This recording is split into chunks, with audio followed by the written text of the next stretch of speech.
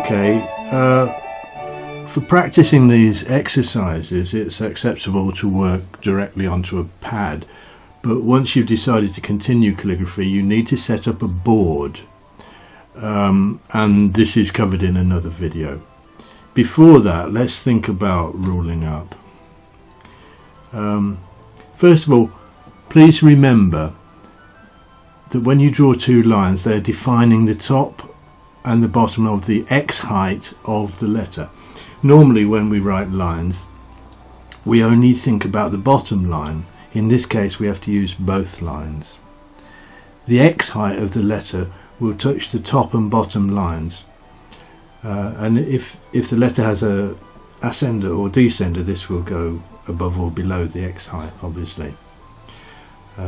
Now the hand that we're going to start with is called the foundational hand, and it has an X height of 4 or 4.5 nib widths, depending which example you look at.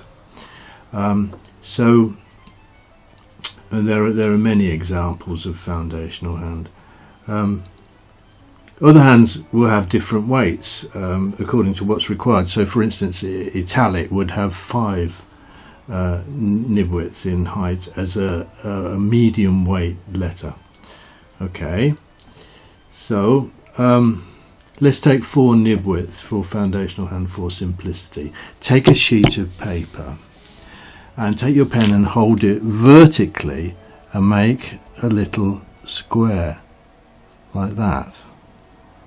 Okay, then put another little square on it like that. Do this very accurately, and then another one like this. Okay, and then another one like this. So this is the X height of the foundational hand alphabet which you are creating with this pen. Now we have to transfer this onto our writing paper. Now I would usually use a pair of dividers. That's a good pair of sharp dividers. I would do this and get it as accurate as I could. There we are. And I would transfer this by pricking it down the side of the paper like that, making tiny holes just in the side of the paper. That's my way of doing it. But the other thing you can do is simply to fold the paper over, and I'll show you that in a second. But something else we have to think about is the gap between the lines. So let's say for instance we have an O here, and a D will be there and a G will be below. So we're thinking about the gap between the lines so that a descender can go there and an ascender can go there. So I'm going to suggest that we make a gap between the lines of 8 nib widths. So I've already set this pair of dividers to 4. So if I do this, that is 8 nib widths. So let's make a mark there. So these 3 marks are the important marks, okay?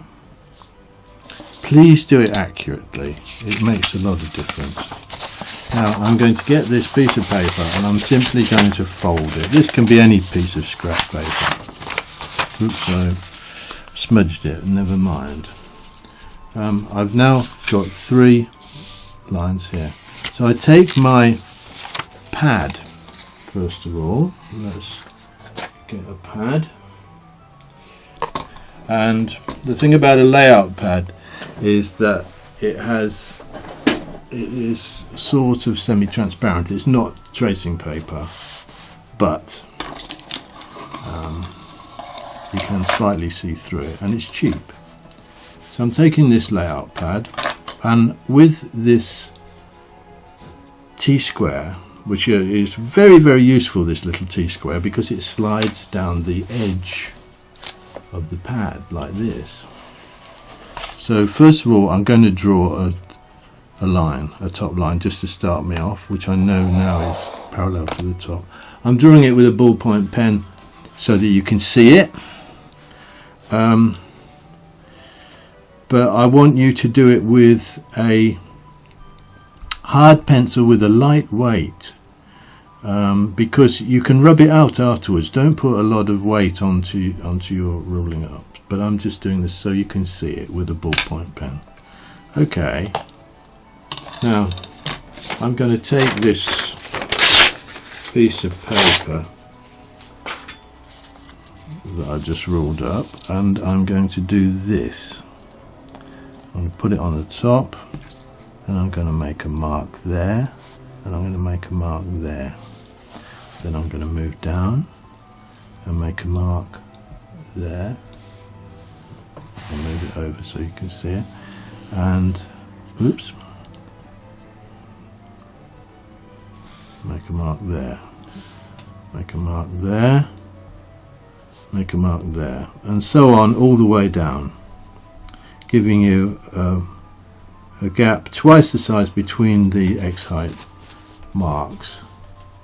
Then simply with your T-square rule across.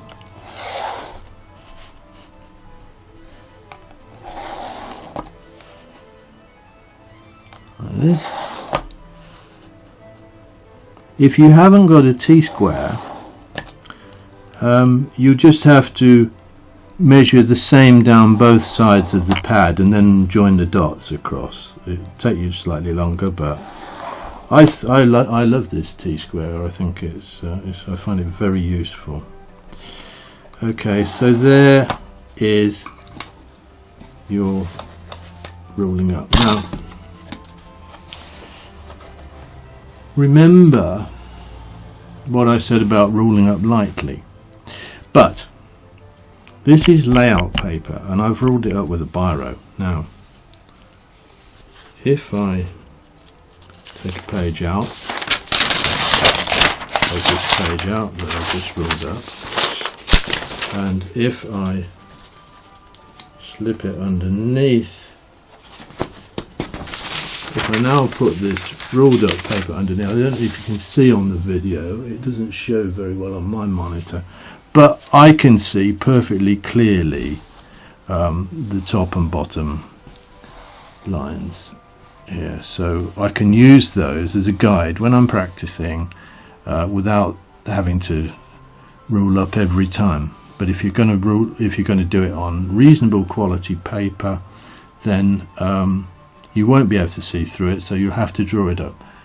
Use a hardish pencil, HB, H2H is fine. Make sure it is sharp, and use a very light weight when you're ruling up, because it's much easier to rub out after you've written, because you can rub out over the top of the ink, you see. It won't disturb the ink, it'll just rub out the pencil underneath, so just remember that. Okay, have I got anything else to say about this? I just want to add that this distance between the lines is variable according to the line length you're writing, or whether it's a long line or a short line. If it's a long line, it needs more space. If it's a heavyweight letter, it needs less space. So these are variable, and the length of descenders and ascenders is also variable. So don't think you've got to always do it twice the width. You haven't.